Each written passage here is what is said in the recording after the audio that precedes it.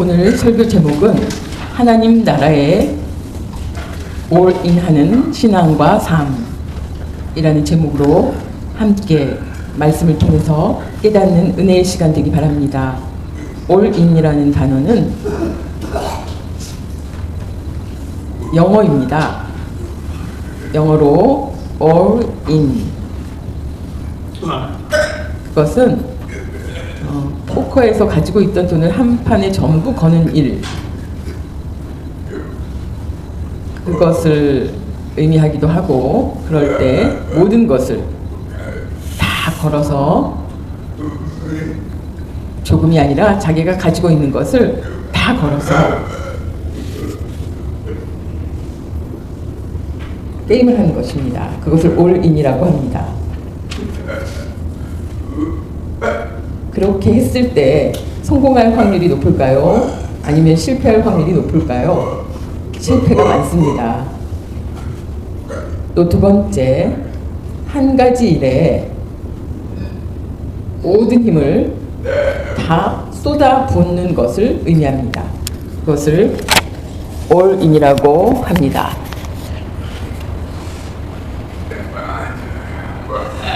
드라마 2003년도 여러분 보셨습니까? 저는 보지 못했지만 24부작 드라마였는데 제목이 올인이었습니다. 포커판에서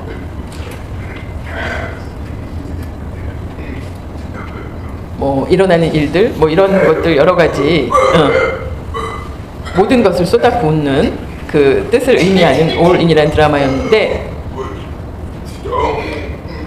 시청률이 40%였다고 합니다. 대단히 인기 있었던 드라마입니다. 여러분들이 보셨는지 안 보셨는지 잘 모르지만 사람들이 재미있었다고 이야기합니다. 그 드라마의 제목이 올인입니다.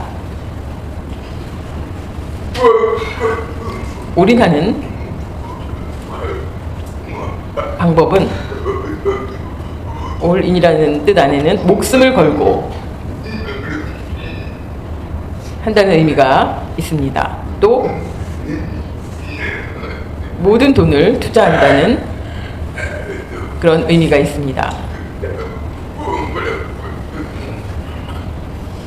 또 사랑을 쏟는다는 의미도 있습니다. 다 지그재그 고개 운전은 빨리 가려고 왔다 갔다 하면서 지그재그로 운전하는 것입니다. 119는 정말 사람의 생명하고 관련된 일을 하기 때문에 시간이 급해서 그렇게 운전합니다. 그런데 여러분들이 이런 지그재그하는 운전하는 차를 타면 정말로 손잡이를 꽉 붙잡고 있어야 하며 정말로 그 지그재그 운전하는 사람들의 그 모습, 그렇게 할 때 우리가 손잡이를 꽉 잡고 있는데 어느 꼬마가 손잡이를 안 잡습니다. 그런데 운전하는 사람은 아버지입니다. 아버지를 믿기 때문에 안심해서 잡지 않습니다. 내 생명을 아버지한테 다 맡긴다는 것입니다. 잠언 16장 3절 너의 행사를 여호와께 맡기라. 그리하면 내가 경영하는 것이 이루어지리라. 아멘. 우리가 살다 보면 잘 될 때도 있고 잘 안 될 때도 있습니다. 그렇기 때문에 고민도 하고 주저주저 하기도 합니다. 그때 제일 좋은 방법은 하나님께 맡기는 것입니다. 또 기도하면서 노력하면서 하나님께 맡기면 하나님께서 우리를 인도하시고 하나님의 뜻대로 계획대로 하나님의 섭리 안에서 잘 인도해 주십니다. 믿으십니까? 하나님이 날 도와주시지 않아도 괜찮아. 나는 훌륭하기 때문에 경험이 많기 때문에 할 수 있어. 그러나 그런 사람에게는 언젠가 그 일들이 잘 안 되는 일들이 마구 생기게 됩니다. 이 사진은 여러분 미국에 가보신 분들은 알지만 캐나다와 미국 사이에 국경에 유명한 나이아가라 폭포가 있습니다. 나이아가라 이렇게 기억하면 쉽습니다. 그 폭포에서 2012년 한 13년 전쯤에 깜짝 놀랄 일이 있었습니다. 약 200m 되는 길이 그곳에 밧줄을 걸고 그 위를 걸어가는 것입니다. 안전장치를 하고 있지만 폭포 위에서 걷는다는 것은 상당히 위험한 일입니다.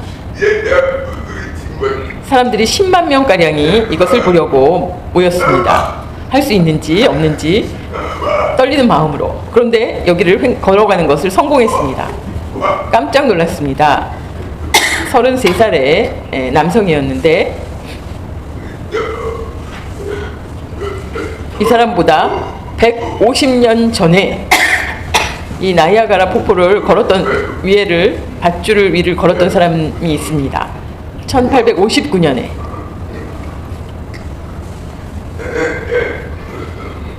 이 사람이 재미있는 이야기를 했는데 구경하는 사람들이 많았습니다. 그들에게 물어봤습니다. 제가 걸을 수 있겠습니까?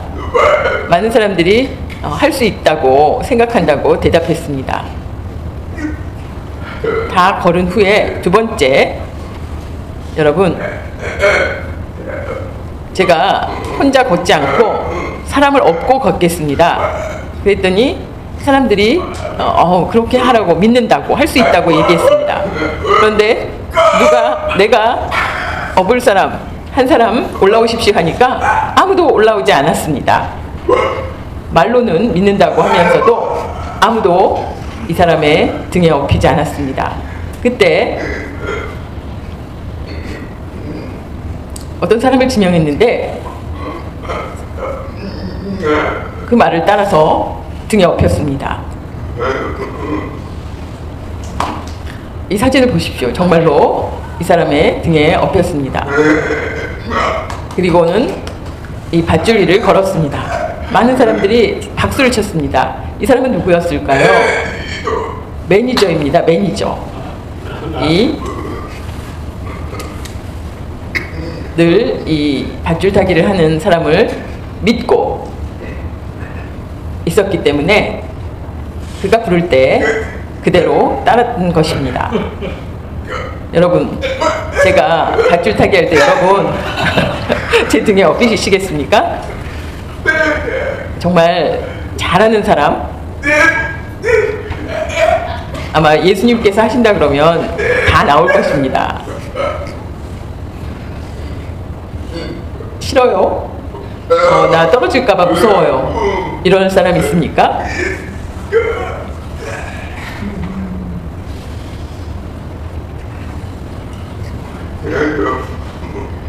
세상 사람들을 보면 자기가 올인하는 분야가 있습니다. 첫 번째, 사업. 어떤 사업에 그냥 하는 것이 아닙니다. 사업을 하려고 여러 가지 시작했을 때는 모든 것을 걸고 합니다. 결국 잘 되든지 잘못되든지 사업을 할 때 자기의 모든 것을 겁니다. 또 교육, 우리 자녀를 위해서 자녀를 키울 때 부모가 고생을 해서 돈을 벌어서 그 자녀를 위해 올인하는 경우가 있습니다. 미국에도 보내고 유학을 시키고 돌아와서 어떻게 될지 모르지만 부모의 도움을 받아 열심히 공부하는 사람도 있고 부모가 그렇게 올인하는데도 다른 그런 공부를 안 하는 사람들도 많이 있습니다. 그렇기 때문에 부모 입장에서 자녀 교육에 올인했는데 결과가 좋지 않으면 굉장히 실망스럽습니다. 또 주식에 올인하는 사람들이 있습니다. 열심히 모아서 주식에 투자해서 큰 부자가 되려고 하는 사람들이 있습니다. 도박과 마찬가지입니다. 이 잘 모르는 사람들이 투자했다가는 망하기 쉽습니다. 그래서 지금 울고 있는 사람들이 많습니다. 쉽지 않은 일입니다. 또 땅 투기 같은 것, 땅을 많이 사서 재산을 불리려고 하거나 또 다단계 같은 것, 이런 것을 해서 재산을 한 번에 얻으려고 하는 그런 올인이 있습니다. 또 얼굴 수술하는데 성형에 올인하는 사람들도 있습니다. 예뻐지고 싶어서. 그러나 시간이 지나면 그 성형한 얼굴이 보기 싫게 되는 경우도 많이 있습니다. 한 번으로 끝나는 것이 아니라 자꾸 성형하는 사람들이 있습니다. 어떤 사람은 100번 정도를 한 사람도 있다고 합니다. 그것을 보면 이게 무슨 유익이 있을까? 이해하기 어렵지만 사진을 한번 보겠습니다. 이게 성형을 너무 많이 해서 이런 모습이 되었습니다. 그래서 너무 고민스러워서 이런 모습이 부끄러워서 집에서 약을 먹으면서 지낸다고 합니다. 정말 헛된 일입니다. 또 도박에 올인하는 사람들도 있습니다.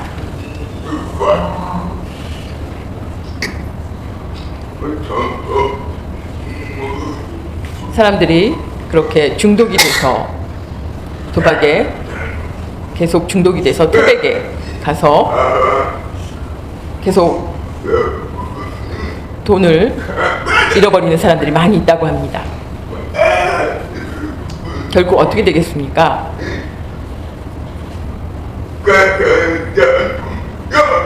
자기가 가진 막 1억, 2억, 10억 이런 돈으로 도박을 해서 다 잃은 후에 집으로 돌아가기 어려워서 걱정하다가 몇 년 전에 저희가 감리교 연합회 수련회 때 태백에 있는 청인교회에서 수련을 한 적이 있습니다. 그곳에 목사님께서 이곳에 태백 그 도박하는 곳이 가깝기 때문에 많은 사람들이 이곳에서 사람이 안 보이는 곳에 가서 자살하는 사람들이 많이 있다고 들었다고 합니다. 그래서 재산을 다 잃고 목숨을 끊은 사람들, 중독을 끊지 못했기 때문입니다. 중독이 되면 끊기가 어렵습니다. 자기 집에 재산, 저축한 돈, 모든 것, 그런 것을 잃은 것은 괜찮지만 또 다른 사람의 돈을 빌리거나 해서 재산을 다 잃었다면 어떻게 되겠습니까? 남의 돈을 갚지 않고 아주 뻔뻔한 사람이 되는 것입니다. 또 고민하고 도망다니다가 정말 살기 어려운 그런 바보처럼 됩니다. 그 올인하는 것이 정말 좋은 결과를 가져오겠습니까? 우리가 정신 차려야 할 필요가 있습니다. 세상에 올인하는 것보다 우리가 예수님께 올인해야 합니다. 예수님께 올인했을 때 정말 놀라운 은혜와 축복을 받을 수가 있습니다. 그런데 우리는 그렇게 하지 못합니다. 우리가 다 간 보고 있는 것과 같습니다. 현재 교인들의 모습을 마태복음 6장 31절에서 볼 수 있습니다. 무엇을 먹을까, 무엇을 마실까, 무엇을 입을까 이렇게 걱정합니다. 그래서 그렇게 하지 말라고 가르침을 주셨습니다.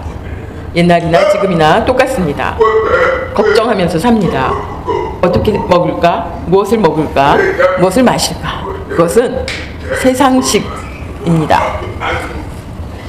항상 하나님께서 우리를 사랑하셔서 우리를 돌봐주시고 먹여주시는데 우리가 앞으로 어떻게 될지 어떻게 살지 걱정하면 안 됩니다. 모두 하나님께 맡겨야 합니다. 감사로 은혜로 행복하게 살 수 있습니다. 하나님께 맡기지 않으면 여러분 해보십시오. 잘 안 됩니다. 우린에 대한 하나님 말씀입니다. 마태복음 6장 33절 그런즉 너희는 먼저 그의 나라와 그의 의를 구하라. 그리하면 이 모든 것을 너희에게 더하시리라. 아멘. 걱정하지 말고 하나님께 맡기면 먼저 하나님 나라와 하나님의 의를 구하면 하나님의 계획대로 그 뜻에 따라 살면 놀라운 축복이 있는 줄 믿습니다. 전에 제가 말씀드린 것처럼 예수님의 비유 가운데 밭에 감추인 보화 마태복음 13장 44절 천국은 마치 밭에 감추인 보화와 같으니 사람이 이를 발견한 후 숨겨두고 기뻐하며 돌아가서 자기의 소유를 다 팔아 그 밭을 사느니라. 아멘. 예수님의 비유의 의미는 천국은 밭에 감추인 보화와 같다는 것입니다. 교회 다닐 때 처음엔 잘 몰랐지만 어느 날 정말 마음이 너무 기쁘고 구원의 은혜를 깨닫고 가슴이 뜨거워지는 그런 체험을 하는 때가 있습니다. 그때 예수님 한 분으로 충분합니다. 다른 것은 아무것도 필요 없습니다. 이렇게 고백하게 됩니다. 그처럼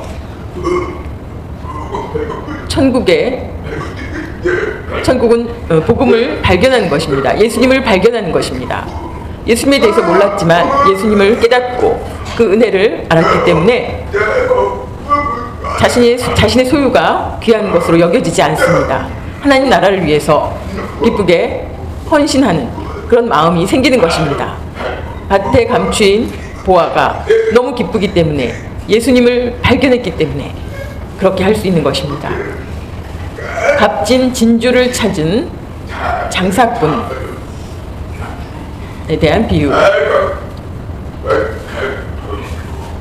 마태복음 13장 45절에서 46절 또 천국은 마치 좋은 진주를 구하는 장사와 같으니 극히 값진 진주 하나를 발견함에 가서 자기의 소유를 다 팔아 그 진주를 사느니라. 아멘. 아까 밭에 감추인 보화를 발견한 사람은 자기의 재화를 다 팔아서 이거를 그 밭을 삽니다. 이 값진 진주를 찾은 장사꾼은 그 정말 최고의 진주를 찾아다녔습니다. 드디어 그 진주를 발견했습니다. 내가 찾고 있던 그 진주를 발견했습니다. 정말로 비싼 가격이지만 그 진주를 사기 위해서 자기의 소유를 다 팔았다는 것입니다. 그것은 우리의 하나님을 알고 예수님을 아는 신앙생활을 하지만 더 말씀에 대해 더 알기 원하고 더 깊이 알기 원하고 말씀이 내 마음에 정말로 딱 합당할 때 정말로 기쁩니다. 그래서 그 기쁨을 얻기 위해서 다른 모든 것을 팔 정도로 예수님의 말씀이 나에게 정말 그 값비싼 진주와 같다는 것입니다. 그 모든 것을 다 드리는 목적은 복음을 위해서 예수님에 대해서 깨달았기 때문에 모든 것을 다 그곳에 거는 것입니다. 오늘 세 가지 말씀드리고 싶습니다. 첫 번째, 하나님께 올인한 아브라함.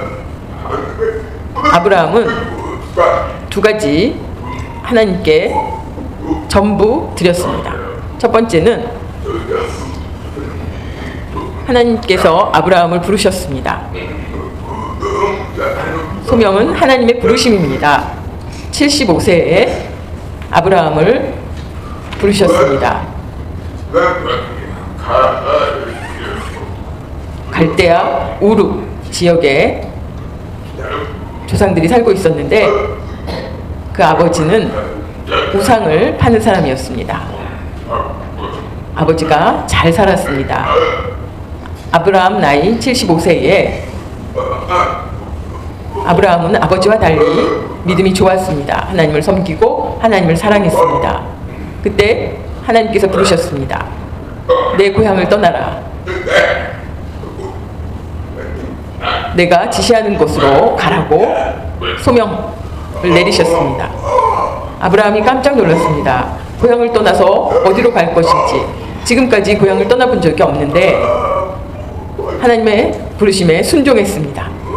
결국 아브라함은 하나님 말씀에 순종해서 아주 멀리 갈대아 우르에서 하란 그리고 가나안까지 1500km를 이동했습니다. 서울 부산 왕복을 3번 반 정도 할 수 있는 거리를 이동했습니다. 순종하여 하나님께 다 맡겨서 그렇게 이동할 수 있었습니다.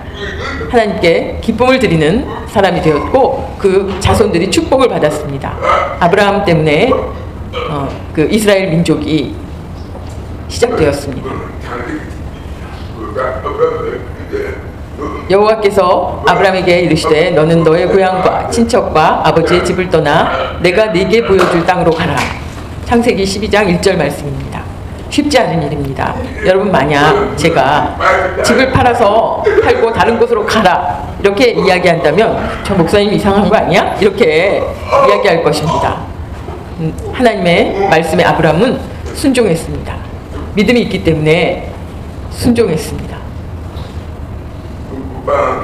이 아브라함의 이동 경로입니다. 갈대아 우르에서 바벨론 제국을 통과해 하란에서 다시 가나안 땅까지 이동했습니다. 하나님이 지시한 곳을 따라갔습니다. 자녀를 낳지 못해 걱정할 때 하늘의 별처럼 많은 자손을 너에게 주겠다고 이야기하셨습니다. 그런데 나이가 점점 많아지는데 자녀가 없습니다. 드디어 100세 때 아들 이삭을 낳게 됩니다. 할렐루야. 아브라함은 하나님이 원하시는 일에 순종했습니다. 자기가 원하는 것이 아니라 하나님의 뜻에 순종했습니다.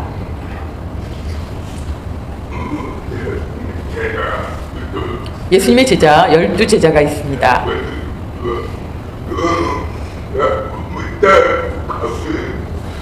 예수님의 제자 가운데 베드로의 소명에 대해서 말씀드리겠습니다. 물고기를 잡고 사는 사람이었습니다. 그런데 예수님께서 그물을 버리고 나를 따르라 그랬을 때 베드로는 그대로 순종했습니다. 그래서 예수님의 뛰어난 제자가 되었습니다.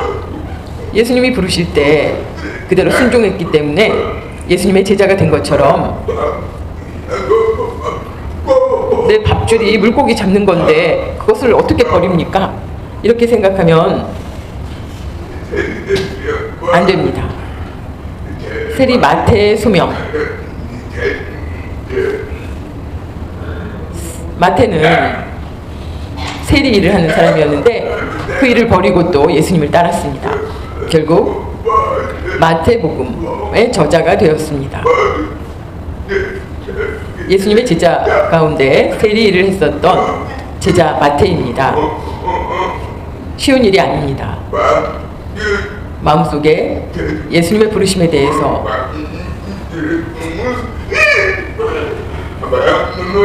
그런 마음이 없었다면 예수님이 불렀을 때 따르기가 쉽지 않았을 것입니다.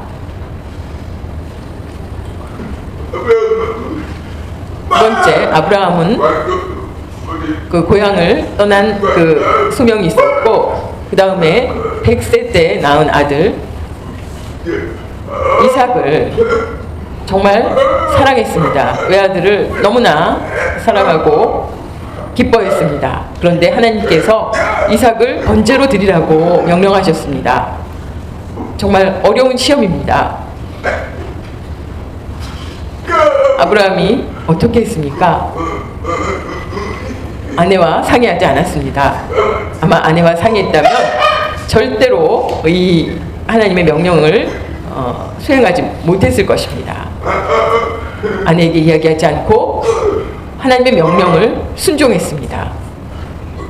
아내에게는 아들과 여행을 다녀오겠다고 하고 집을 떠났습니다. 결국 아브라함은 아들에게도 이야기하지 않고 하인들에게도 이야기하지 않고 혼자 3일을 고민했습니다. 모리아산까지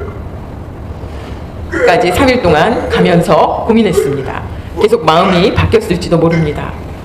그러나 결국 하나님의 명령대로 그 사랑하는 그 아들을 산 위에 데리고 가서 아들도 자신을 번제로 드리려는 그 아버지를 거부하지 않았습니다. 그대로 묶이고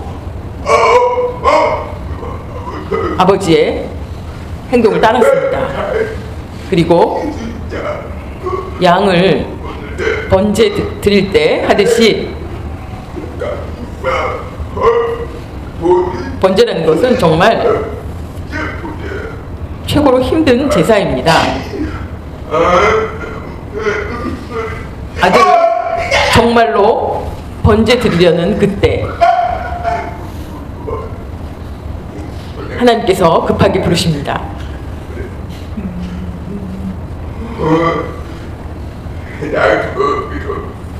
하나님께서 예비하신 양을 번제로 드리게 됩니다. 내가 내 믿음을 보았다고 하나님께서 말씀하십니다. 그렇게 하나님께 올인하는 것, 정말 결국 창세기 22장 12절 말씀, 내가 내 아들 내 독자까지도 내게 아끼지 아니하였으니 내가 이제야 네가 하나님을 경외하는 줄을 아노라. 아멘. 자녀가 여럿이었으면 또 모릅니다. 그런데 외아들을 하나님께 바치려는 이 모습에 하나님께서 기뻐하셨습니다. 하나님을 기쁘시게 감동시키는 방법은 무엇이 있을까요? 아브라함의 이삭을 드리는 번제처럼 정말 예배를 하나님께 정성껏 드려야 합니다. 그렇게 해야 하나님을 기쁘게 하는 일입니다. 진정으로 예배드리는 모습, 그것이 하나님을 기쁘게 합니다. 그저 사람들을 만나러 온 예배가 아니라 하나님의 사랑과 은혜에 감사하며 자신의 죄를 고백하고 부족함의 지혜를 구하며 예배 전에 와서 간절히 기도하는, 또한 그 예배 순서에 따라 정성껏 예배를 드리는 그런 예배. 아브라함이 이삭을 번제로 드려 했던 그 모습하고는 완전히 다른 모습이 우리들에게 있습니다. 그러면 회개해야 합니다.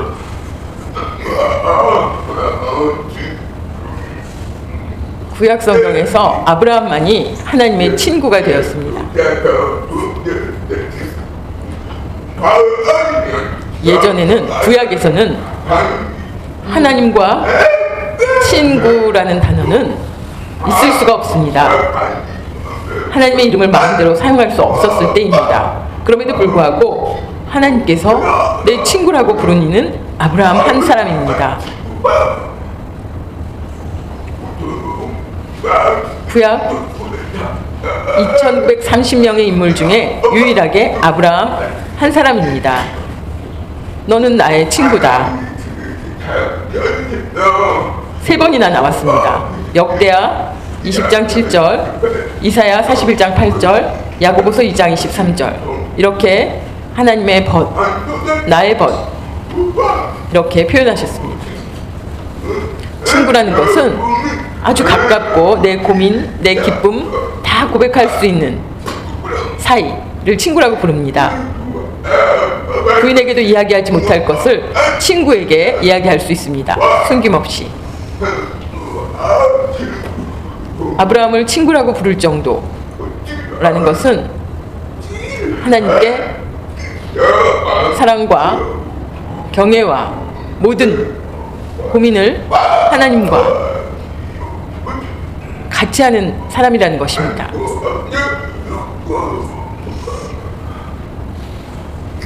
야고보서 2장 23절 말씀, 이에 경에 이른 바 아브라함이 하나님을 믿으니 이것을 의로 여기셨다는 말씀이 응하였고 그는 하나님의 벗이라 칭함을 받았나니. 아멘. 하나님의 벗, 그것처럼 정말 영광스러운 것이 없습니다. 하나님께서 아들 예수님을 세상에 보내셔서 십자가에 달리신 그 마음, 그것은 아브라함이 이삭을 번제로 드리려 했던 그 마음, 그 정말 찢어지는 아버지의 마음,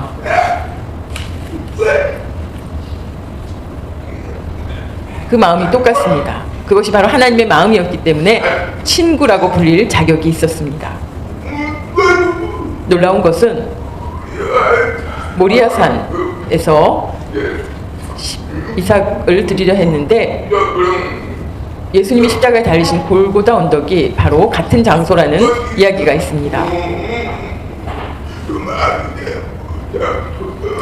어떤 사람이 그렇게 이야기합니다. 정말 신비한 일입니다. 두 번째는 하나님께 올인한 솔로몬 왕. 솔로몬은 정말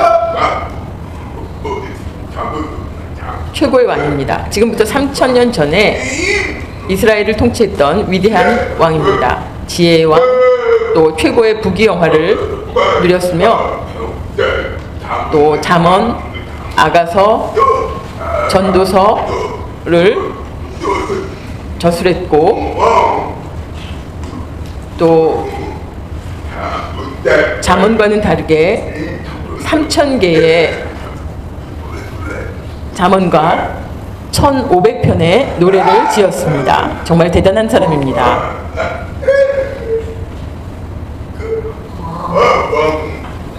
이렇게 훌륭한 왕이 될 수 있었던 것은 솔로몬의 일천번제입니다. 나이 20살 젊을 때에 왕위에 올랐습니다. 왕위에 오르자마자 첫 번째로 소를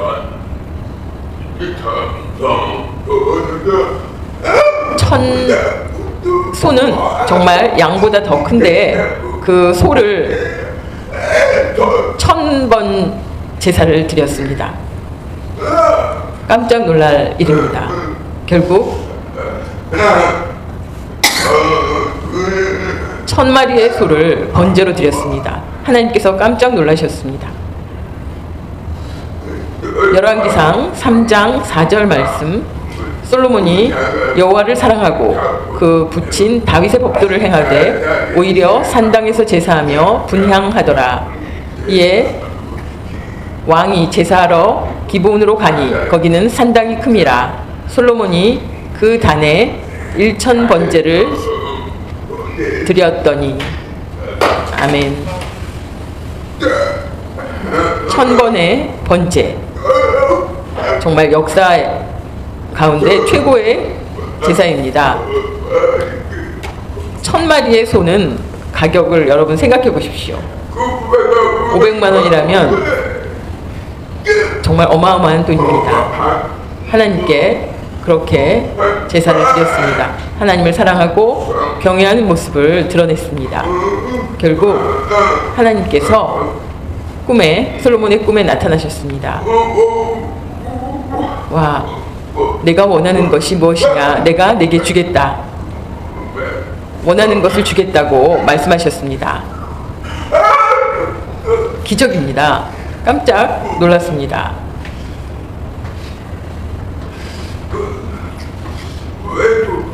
우리가 오해가 있습니다. 교회에서 좀 생각이 달라서 좀 오해를 갖고 오는데 1000일 동안 헌금을 드리는 것을 1000번의 제사라고 생각하고 하는 경우가 있습니다.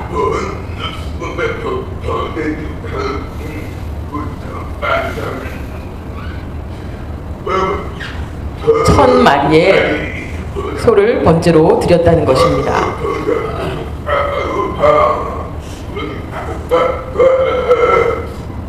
하루가 걸릴지 이틀이 걸릴지 모르지만 1000마리의 번제를 드렸다는 것입니다. 성경에 보면 좀 더 확실합니다. 역대하 1장 6절 말씀, 여호와 앞 회막 앞에 있는 놋 제단에 솔로몬이 이르러 그 위에 1000마리 희생으로 번제를 드렸더라. 아멘. 1000마리의 번제. 하루인지 이틀인지 모르지만 1000마리의 번제를 드렸다는 것입니다.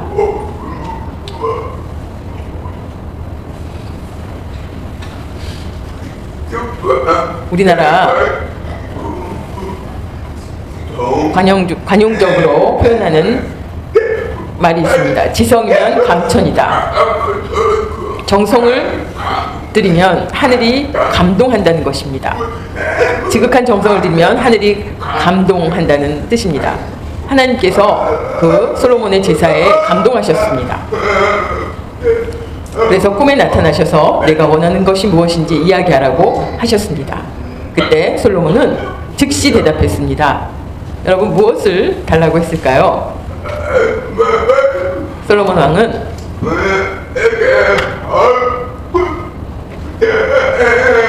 아버지하고 비교해서 저는 너무나 부족하기 때문에 한 가지만 주십시오. 선악을 분별하는 능력을 달라고 했습니다.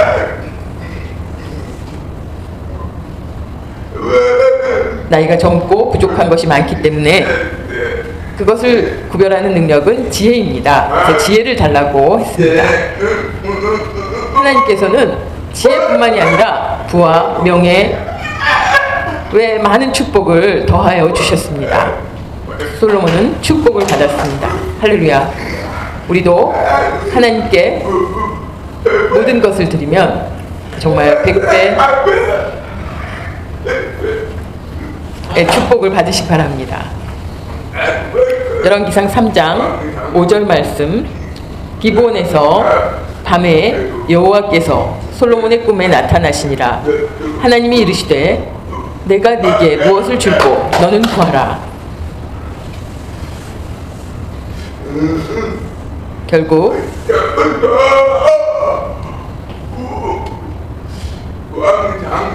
열왕기상 3장 12절 말씀, 내가 내 말대로 하여 네게 지혜롭고 총명한 마음을 주노니 내 앞에도 너와 같은 자가 없었거니와 내 뒤에도 너와 같은 자가 일어남이 없으리라. 아멘.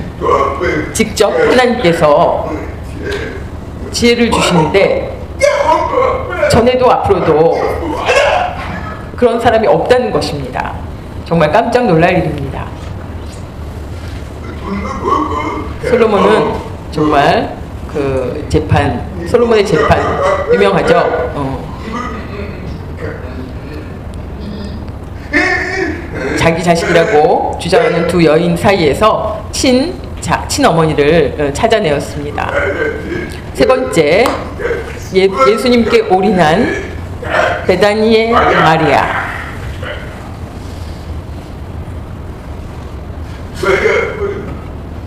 마리아는 값비싼 돈을 모아서 값비싼 향유를 예수님의 발에 부었습니다. 왜 그랬을까요? 예수님이 누구신지 몰랐지만 예수님을 안 후에, 누구신지 안 후에, 또 오빠가 죽었다가 다시 살아난, 항상 그 가족들을 위로하고 해주셨던 예수님에 대한 그 사랑으로 자신의 재산을 모두 예수님에게 바쳤습니다. 정말 감동적입니다. 제자 중에 왜 그렇게 헛돈을 쓰느냐고 비난하는 사람이 있었습니다. 그때 예수님께서 나의 죽음을 예비하는 여인이라고 대신 말씀해 주셨습니다. 이것은 예수님을 사랑하는 증거입니다. 그래서 예수님께 드리는 것이 아깝지 않습니다. 진짜 사랑한다면 자신의 모든 것을 드려도 아깝지 않습니다. 그 사랑 때문에 우리가 모든 것을 하나님께 드릴 때 하나님께서 그대로 우리에게 갚아주시는 것입니다.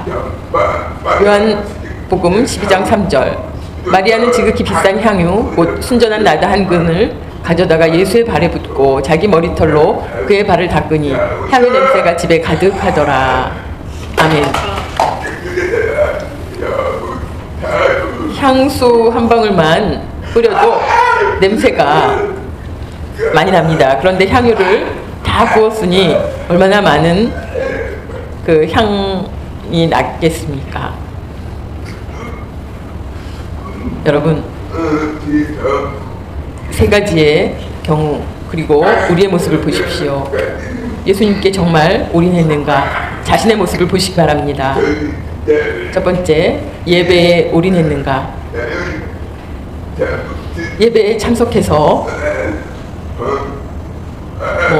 몸이 아프지 않고 건강한데도 친구 따라 여행을 간다거나 그런다면 그것은 예배에 올인하는 삶이 아닙니다. 예배는 모든 일을 다 버리고 하나님, 오직 하나님을 위해서 드리는 것입니다. 형편이 부족해도 드리고 싶은 그 마음,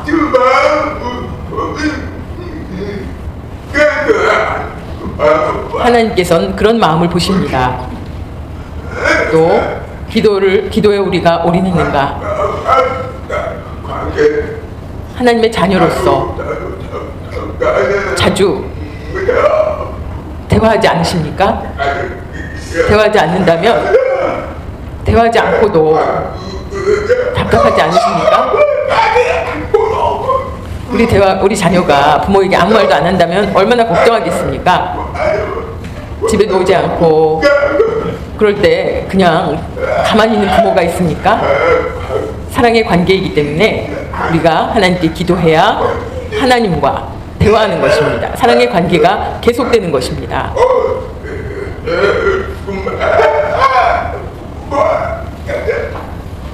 내가 오늘 깨어난 것도 얼마나 감사한 일입니까? 밤새 죽는 사람들도 있는데 내가 이렇게 먹고 사는 것 얼마나 감사한 일입니까? 내가 어딜 가든지 누굴 만나든지 무슨 일을 하든지 하나님께서 나를 인도해 주시기를 바라는 그 기도, 항상 하나님과 대화하는 그것이 필요합니다. 그런데 우리는 다른 일로, 하나님과 대화하는 일보다는 다른 일로 너무 바쁩니다. 우리 회개해야 합니다. 또 사랑에 올인했는가? 우리가 선교에, 전도에, 해외 선교에 또 전도에 올인했는가? 또 구제에 올인했는가? 어려운 사람들을 도왔는가? 나랑 상관없다고 생각하진 않았는가? 예수님이시라면 어떻게 하셨겠습니까? 맡은 바 일을 우리가 잘 마치고 천국에 갔을 때 우리가 자신이 있습니다. 예수님을 만나면 기쁘게 만날 수 있습니다. 그런데 여기에 다 낙제 점수를 받았다면 예수님을 만나서 우리가 떨 수밖에 없습니다. 그러면 곤란합니다. 예수님을 만났을 때 기쁘게 예수님을 만날 수 있도록 우리가 여기에 올인해야 합니다. 마지막으로 200년 전 영국에서 있었던 일입니다.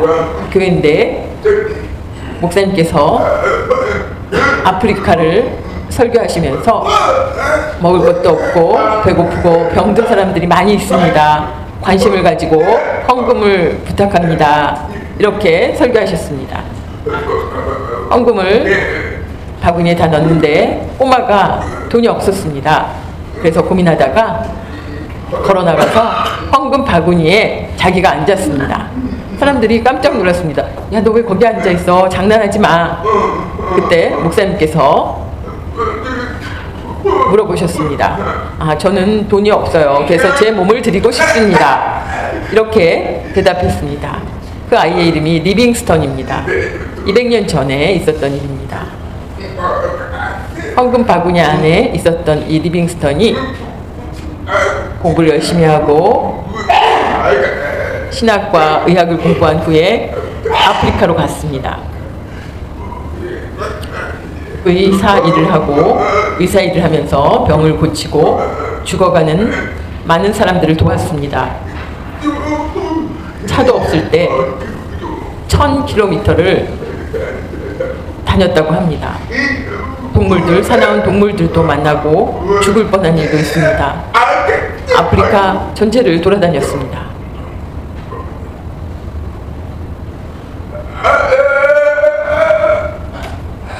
아프리카 어린이들이 환한 모습으로 웃고 있습니다. 영어로 호프, 희망을 가지고 웃고 있습니다. 그렇게 나이 60까지 40년 동안 리빙스턴이 아프리카를 위해서 헌신했습니다.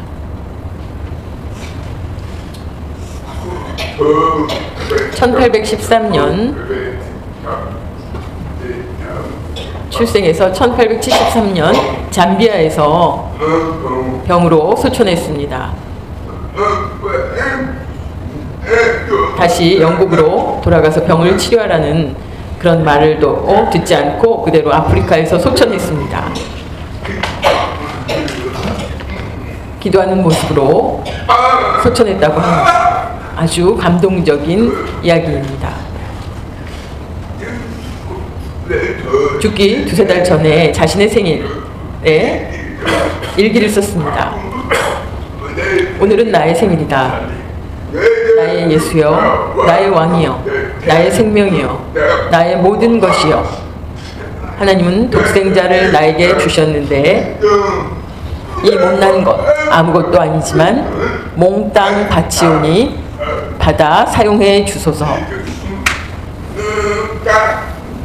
많은 사람들이 이 일기를 보고 감동을 받았습니다.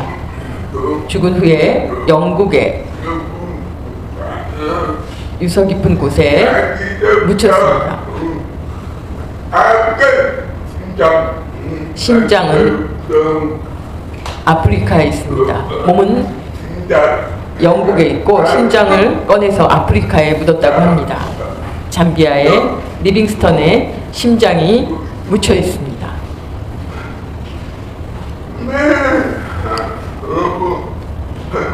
아주 어려운 일을 했습니다. 그러나 하나님께서 나를 구해주셨기 때문에 그 어렵고 힘든 여러 가지는 그 위험 속에서도 오직 하나님만 붙잡고 40년간 그 그 일을 해왔습니다.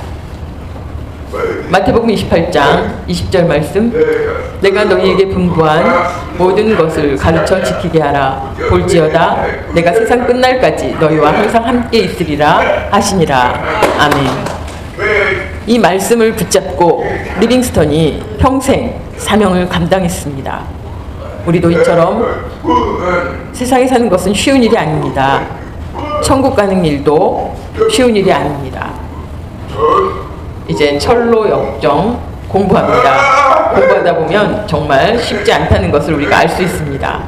결국 천국에 다다랐을 때 놀라운 은혜와 축복, 상급을 받을 수 있을 줄 믿습니다.